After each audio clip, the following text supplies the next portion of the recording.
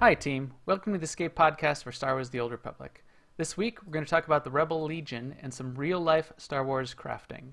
We'll also cover the latest SWTOR news and the fun stuff going on in our guild, Alea Iacta Est. Astromech 93 is here today to provide your broadcast services. Hey, EPC 93, how's it going? Oh yeah, you want to cosplay too as anything but an astromech? Yeah, nice try. You still need to get in the pod. Hi, Seema. How's it going and what have you been up to? Hey Max, well, things are going really well. I guess I'll just start with ops, which is I didn't do any ops this week because I was out of town. So I guess Vacation. I'll have to wait and hear about all that from you. Yeah. But while on my trip out of town, I had the opportunity to listen to a couple of books.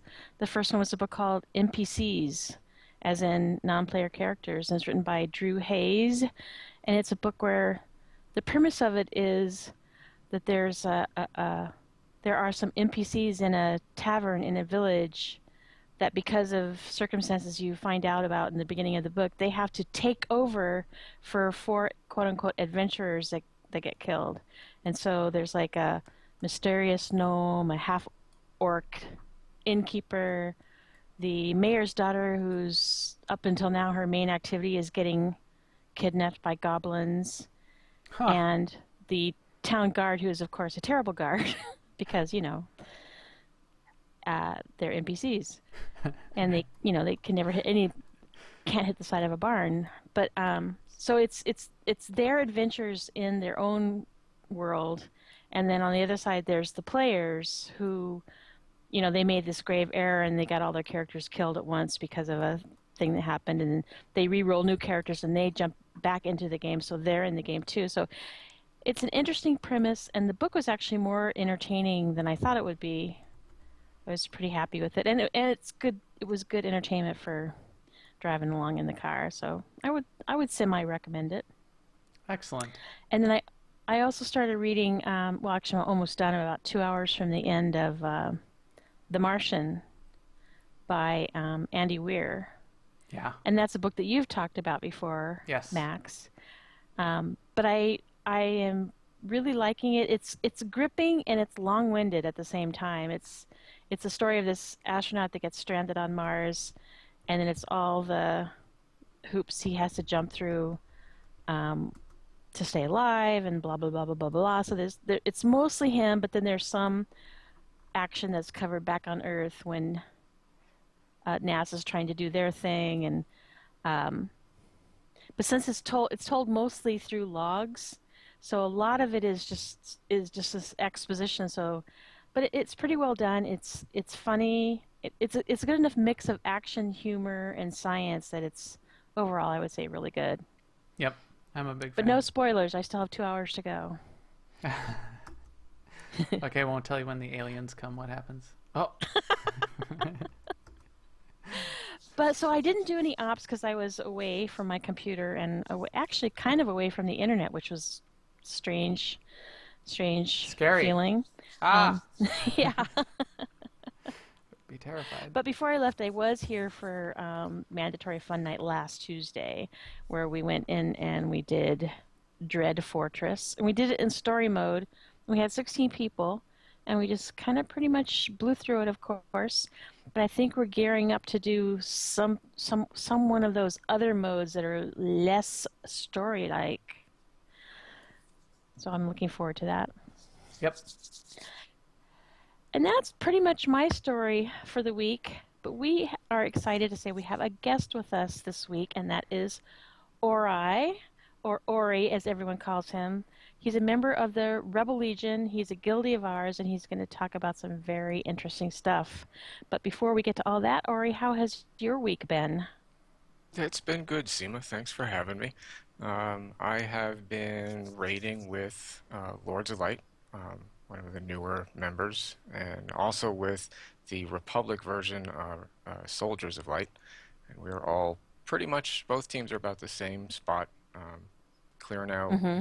Ravagers pretty easily, and we're in Temple of Sacrifice, beating our heads against Underlurker and occasionally making it past him. But beyond that, leveling a couple of characters because of 12 times experience and hunting for a house. So not a lot of time to play the game, unfortunately. Oh, that's exciting, though. You mean a real But yeah, life things are going stronghold? good. Yeah, my own stronghold. Yeah, I call How those. about you, Max? How are things going with you? Same. I always, anytime I'm cleaning the house or buying furniture or something, I think of it as decorating my real life stronghold. So Yeah, yeah. Does that help? it does make it pretty fun. Maybe I'll try that. Yeah, my week is a lot of the same sorts of things in general. We've got our weekly guild events that continue. Tuesday night is still our mandatory fun night. And yes, we did Dread Fortress. We did a quick run through Dread Fortress story mode. It was easier than I thought, so we're going to ratchet up the difficulty level one step this week. We're not going all the way to nightmare mode because fun is paramount, and we need to make sure it's fun before we go all the way there. I would not want to be defeated by Nightmare Corruptor Zero and be angry for a mandatory fun night. So we're going to do hard mode next and see how that goes. And if that goes well, we may get into nightmare mode and then do some nightmare mode Dread Fortress on occasion to get people that fancy mount at the end of the operation. We also did A fancy creepy mount. Yeah, it is a little creepy, but I like it because it's sort of like a scarier version of the jetpack. Yeah. Mm-hmm. Yeah.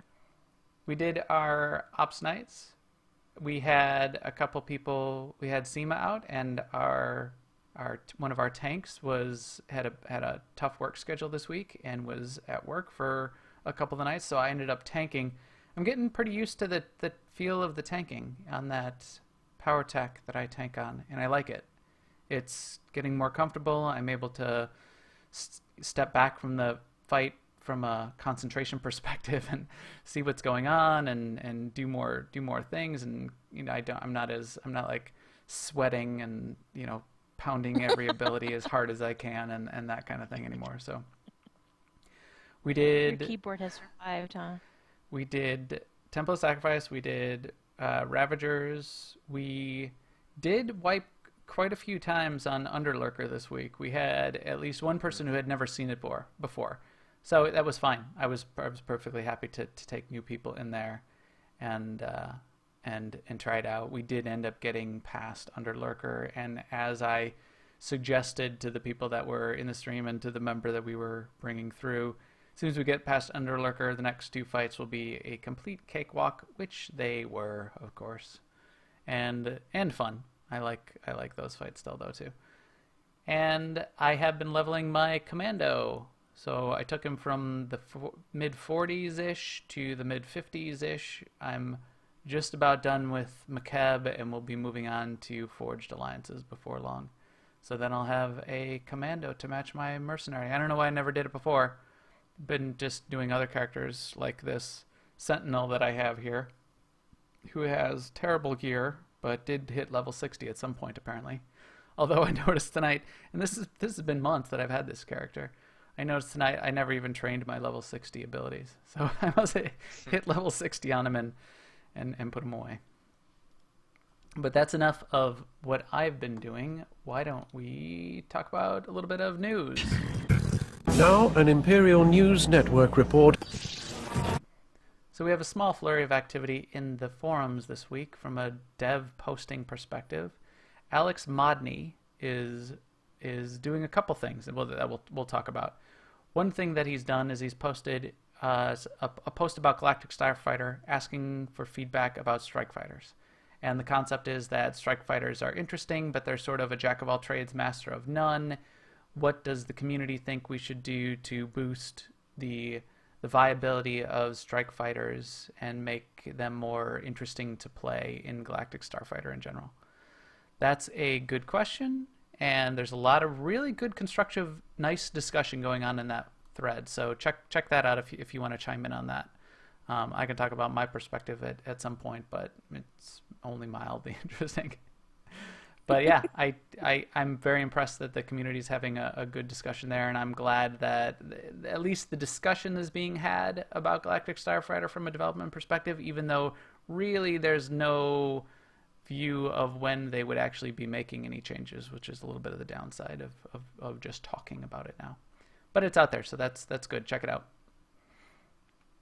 And as a reminder, the Narshada Nightlife event is going to be coming back starting on June 9th, and it's going to be here for really the lion's share of the summer, all the way until August 25th. So get your gambler hat on. Yeah. Get ready. Gambler pants, whatever. Yes. Whatever your lucky apparel is. Your lucky pants. Yes. I don't know why I thought this week that was already in play. That it was that it was already out there. I was telling somebody earlier in the week, "Oh, I haven't gone to the casino yet. I gotta go over there and start pulling the thing and trying to get my Rancor." Well, it's not there yet. It's not ready yet. So I'm glad I didn't. Anxious. I'm glad I didn't go and just hang out there and try to find the slot machines. Also, the second thing that Alex Modney has been posting about and making the rounds, talking to some people about, is PvP. So, Bad Feelings podcast, Chuck and Brian, our buds, did an awesome interview this about a week and a half ago, 2 weeks ago now, with Alex, and I think Eric was on as well. But it was mostly Alex talking about what the developers' view of PvP currently was, and a preview of some of the things that they're looking at doing in the relative near term, Game Update 3.3 for PvP. It has gotten people excited that they are at least looking at PvP, making some tweaks. They're doing some things like lowering the cost of gear, removing the whole idea of ranked comms. Everything will be Warzone comms, and you'll be able to, right out of the gate, just start spending Warzone comms to be getting gear. You'll also have a legitimate way of moving comms between characters, something called the Legacy Lockbox for moving Warzone comms around. They're increasing the rewards for credits and XP as you do Warzones. They're putting a minimum expertise level into the entry into solo ranked queue. Grouped ranked queue can still be whatever you want, whatever you want or don't want. But solo ranked queue, they're doing that so there'll be a minimum bar. So as people are counting on other players to at least be at an expertise or a gear level when they come in there, they'll be able to rely on that. They're doing a thing where you get rewards of season tokens, which will be a currency that you'll be able to use if you collect enough of them to be able to get PvP rewards, sort of the end of season rewards for tiers that you may not have been able to reach from your rating. You might still be able to purchase a reward from a higher tier. So a bunch of things. There's a bunch of discussions going on in the forums. There's even a couple other changes they're talking about making to the way caps are interrupted on objectives. Check it out. Chime in on the discussion. See if any of that sounds interesting. I think it will at least give a little bump to the interest in PvP. It may not go as far as all of us would like, but it's a good start. And we may talk more about it next week or in the next couple of weeks as it develops. But that's sort of a good overview at this point. You can check out more in a dev post that was posted today on the Bad Feelings podcast, and Delphi's got a write-up as well. Cool. And then lastly in the news, really a note on the community. There's a new podcast, if you haven't run across it yet, called It's a Trap. And it's Redna and Ordo, and they talk canon in the Star Wars universe. And they define what is canon and what isn't canon, but they're really going into the lore. And so far they have out 1 pilot and 2 episodes. If you listen to the pilot, Redna and Ordo both talk about, how they got into Star Wars and what their background is for the show. And it's a good way to tune in. And if you don't know these two, get to know them a little bit. And their next episode is going to be their discussion of the book A New Dawn, which I have not read. In fact, I haven't read any Star Wars books, so I bought my copy of A New Dawn. I'm going to read that before I listen to the next episode. And I'm kind of looking forward to because I haven't read any books, and I kind of like the idea of reading one and then hearing the discussion. And I haven't watched any of Star Wars Rebels, which this book is kind of an introduction to. So I'm looking forward to then watching Star Wars Rebels as well. Wow, you're really getting into it. That's Yeah. cool. Maybe I should too. Maybe that's a good idea. Get A New Dawn and read it. I have not read too many of the Star Wars novels myself. I've read a handful, but I've not read A New Dawn, for example. Well, they're both things I've been meaning to do, and I thought, well, why not just do them right now? Yeah, yeah, it's interesting. I I really liked listening to that podcast. I listened to their pilot and I listened to their next episode. I haven't gotten to the third one yet, which is their second episode. Pilot 1 and 2. But I got into it quite a bit more than I expected. They did a good job of just talking about who the characters were, what the lore was, who these, where they're coming from, how that, how it fits into the universe, and it made me want to read these books. So great job, guys. I'm pretty impressed. That was fun. But with that, I think we can also talk about a little bit of guild news before we move on too quickly. Oh yeah, guild. Do we have any guild news, Seema, this week?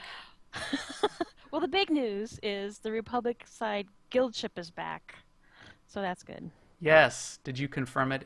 Did you actually go there and Yes, look? because yes, I told Max I'm a journalist, so I'm not going to say it until I confirm it. But yes, the guildship is back, and I went there before I came to Tython tonight. So yeah, that's a good thing. I assume that happened with the reset on Wednesday or Thursday, whenever it was last week. I imagine that might have been part of it. It's not exactly clear. A couple tickets were submitted as well. The tickets were closed as known bug, but I don't know if they also did something related to that. It seemed like something had actively been done because there was some other effects that seemed to be related, but it could have just been the reset as well. So there's hope if your guild ship is gone or disappears. Wait for a reset, submit a ticket, see what happens. In our ops team news, our SUP Imperial ops team running on Wednesday nights is full up now of regulars, but they do always need subs. So they finally got all of their slots full after a couple of shifts around this week, and then their main tank said, "Well, I got to be out of town for the next two." The next two ops nights because I've got family coming in town and I'm going to be offline. Which that's the way life. that goes. So definitely check in on Yeah. those threads. The Soldiers of Light I think has one open spot still in general, although they typically fill it with subs as well. Check in on those threads if you want to sub in on one of those ops teams. We're pulling subs in on occasion on Lords of Light as well for our Thursday and Sunday runs. So this Monday for Republic, Wednesday for Imperial, and then Thursday and Sunday for the other Imperial team. New members. And we have, yes, new members posting in our introduction thread. New members